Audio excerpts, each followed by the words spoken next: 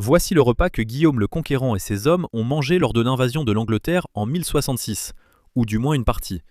En me basant sur des images de la tapisserie de Bayeux et des recettes du premier livre de cuisine médiévale français, Le Viandier de Thébon, j'ai préparé un coquelet rôti, qui est lardé, c'est-à-dire qu'on y insère réellement des morceaux de gras. Puis je l'ai servi avec une sauce cameline, une sauce parfumée aux épices, principalement à la cannelle, et épaissie avec de la chapelure.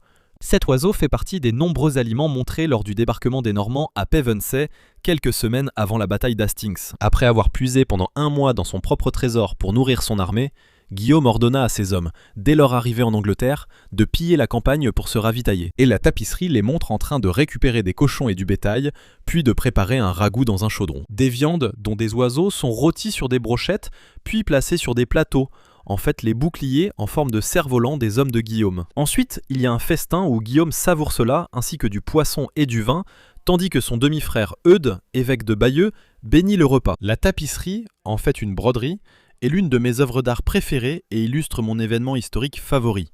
Je suis heureux d'avoir pu recréer une partie de ce que Guillaume et ses hommes ont mangé. L'oiseau est merveilleusement tendre et la sauce est très épicée et savoureuse.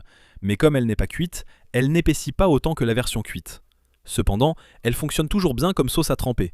C'est ainsi qu'elle aurait été servie. Pour en savoir plus sur l'alimentation de l'armée normande de 1066, regardez la vidéo sur YouTube et retrouvez cette recette sur tastinghistory.com.